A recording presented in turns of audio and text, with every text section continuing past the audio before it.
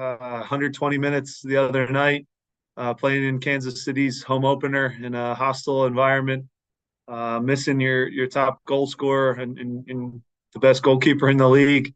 I think the group showed a ton of character again today to play till the final whistle and get a big point on the road. We're a very difficult team to play against. I think everybody contributed today. We had a plan in place to try to keep guys fresh, but also go for points on the road and try to bring points back to Philly. So credit to the players for executing. I think we hit all of our objectives using all 5 subs and keeping legs fresh. Some good performances today, some things to build on early in the season where we're learning a lot about ourselves and growing and getting better.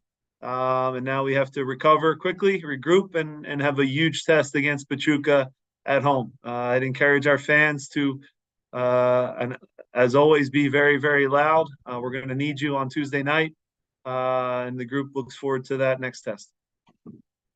Thanks, Jim. Joe Tanzi. Hey, Jim. How are you? Hi, Joe. The end of game sequence, it looks like a throw-in should have gone to Kansas City's way. There was a iffy call on Daniel, depending on what your opinion is on that in the box. What are your thoughts on those two plays? Because obviously they were turned out to be pretty big, especially the missed throw-in call. There's always very small margins in every game. We could talk about the Jesus Bueno foul call that leads to the Quinn's goal. That's not a foul. We could talk about Jesus getting elbowed on a corner kick that maybe, if you take a closer look, could be a red card. We could talk about Danny's possible PK. So again, there's always talking points in every game of the season. So I believe a draw tonight was a fair result. Both teams had minimal chances, and we were able to come out on top. But yeah, certainly it was their throw-in. There's no question about that. But soccer gods, whatever you believe in, I think tonight was a fair result in the end. Jonathan Tannenwald.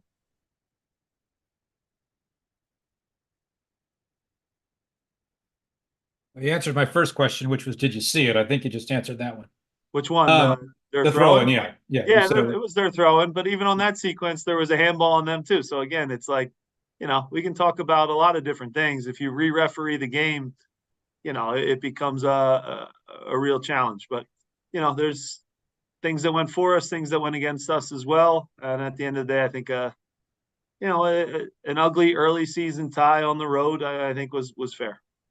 We can talk about the referees plenty, but I know there's a sword of Damocles back there somewhere. I do want to ask you about Holden Trent and where he was and why he wasn't there. Yeah, so look, Holden even last season had a fracture in his finger that he, to his credit, played through the injury for the team. That same injury now has resurfaced. Needs to get surgery. He was willing to tough it out and travel on the road. But the more we thought about it, if Oliver goes down, Jonathan, in the first, 5 minutes of the game, we're putting a player that has an impending surgery coming no matter what, that he needs to get taken care of. So I don't think it's smart to put athletes in a position where they're not 100%. So we kind of took the ball out of Holden's court, made a decision to have him get the surgery, get taken care of, get fully healthy, and not risk, Oliver possibly getting injured and him getting into a situation where he's out there, with basically one hand.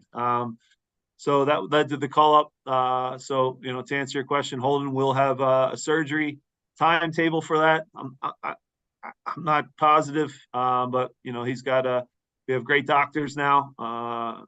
Luckily in Philadelphia with the doctors that we have, University of Pennsylvania, top. So we'll take care of his hand. He'll come back as quick as possible. But in Andre's absence now, had to make an adjustment, and Rick's done well in training, so we decided to go that route. Jose Nunez. Hi, Jim. I want to say congratulations for the result, all things considered. But a couple of questions. How is how is Jose? Obviously, a few knocks there during the match and overstretching, etc. And with what you just shared with us, does that mean that Andrew will be joining the first team full time? Are Union 2 going to be trialing someone else? I'm just trying to figure out with Trent's departure for the surgery, what happens with that third roster spot for a goalkeeper? Yeah, look, there's a lot of moving parts there. First with Jose, a little unlucky on the goal. He reaches for a ball. I think he reads it well. Just kind of gets stuck under his foot and obviously shoots to their player. Tried to tough it out, but needed to come out at halftime. I thought Bueno did a good job going to the sixth. It's not easy going from, a clear role in the first 45 minutes and then jumping back into a different position. But Jesus did a really good job of that and had a solid game for us. I think Jose will be okay. Hopefully he can recover quickly for Tuesday, but just a little precautionary. It didn't feel great. He said he was in pain at halftime, so we made an adjustment. Just an awkward tackle. You could see where, I don't want to say MCL, but, where the ball, his foot kind of lands in a certain way. The ball kind of goes and his knee gives out a little bit. So, those are scary ones. Hopefully he's okay, though, and can recover quickly. With the goalkeepers, we'll have to adjust and adapt. Rick is a guy that has done a good job for us. We have these, call-ups. I wish they were a little easier and, maybe didn't hurt you only get a certain amount per year. So we'll have to be smart in how we do it. Hopefully Andre's back and that can kind of, at least for the game day, knowing now that you have Andre and Oliver, two great goalkeepers. And then, obviously at practice still having Rick with us, but yeah, certainly Holden will be on the shelf for a little while. We'll adapt and adjust. There's some good young ones in the academy that we can call up for training purposes and Union 2 purposes. But certainly, something, Jose, that's on our radar for sure. Thank you. Safe travels back. Thanks. Todd Lewis. Thanks, Nico. Jim, what went into the decision to start Nate Harrier on the left-hand side of the field over Matt Real? And then you made 3 changes at halftime. Was that always the plan coming into this game? Yeah, look, on the road early in the year when we had guys with 120 minutes on their legs, Nathan was not one of those guys. So we had a planned sub at halftime for Kai to come in. Wanted to save his legs a little bit. He's one of the guys that almost gets no rest. The matchup with Johnny Russell, we thought the best matchup would be for Nathan to deal with him 1v1. They did come at us a little bit in the first half, but then we settled in and did a good job on a great attacker in Johnny Russell. So Mbaizo with the 120 minutes on his legs, I basically told him, he was coming out at halftime. I hate having planned subs, but that was one that was there. And then Todd, once Jose has to come out at halftime, we were a little bit more proactive and aggressive, and we said, you know what? The game is going in a way where I still think we can get a lot of chances. Let's go for it. And we made the 3 aggressive subs at halftime.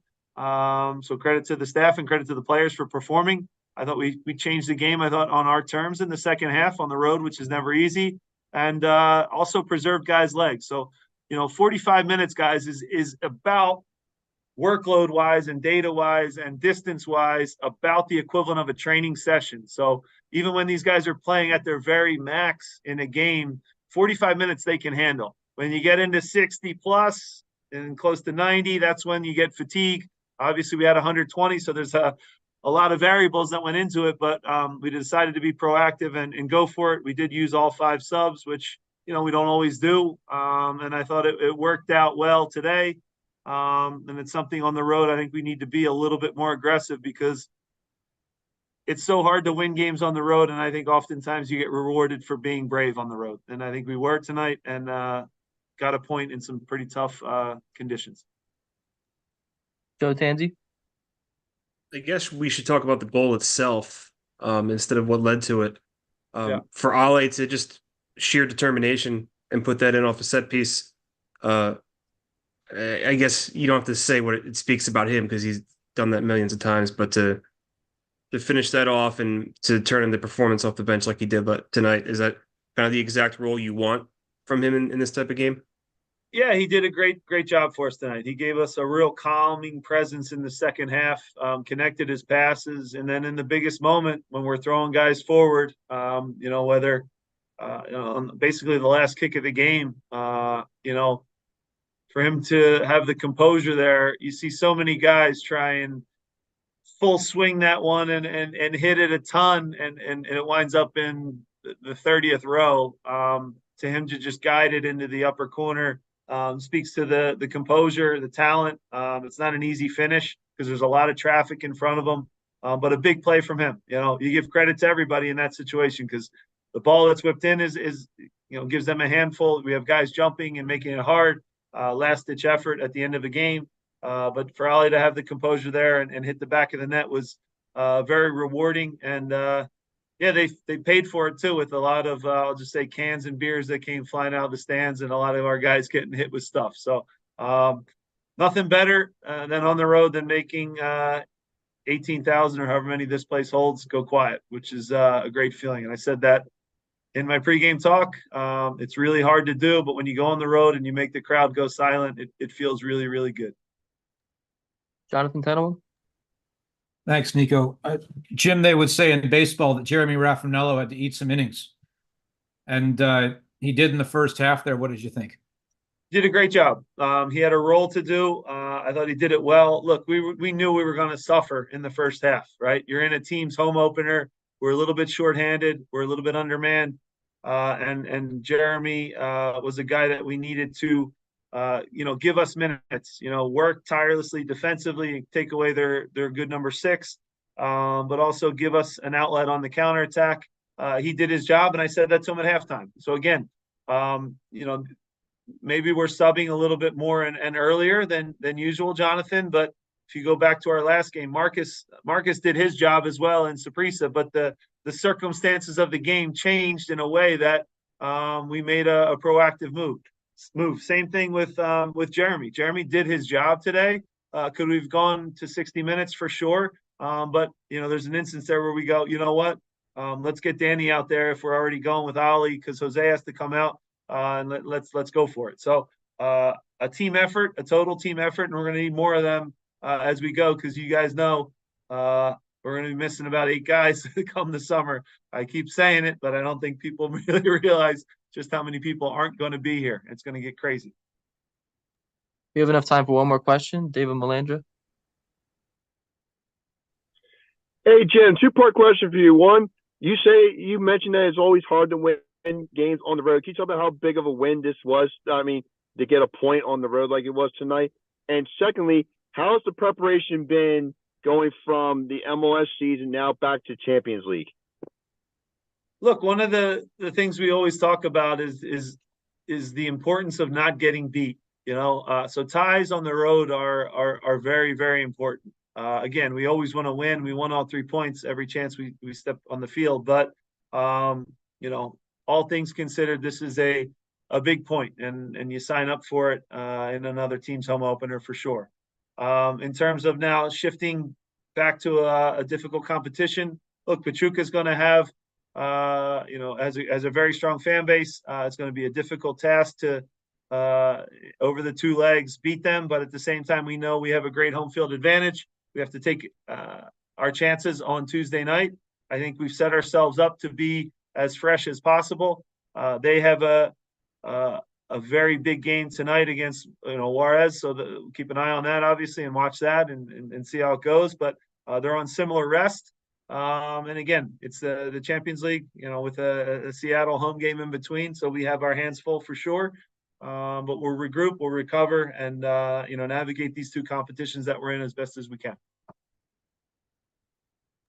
All right. Thanks, Jim. Thanks, everyone. Thanks, guys.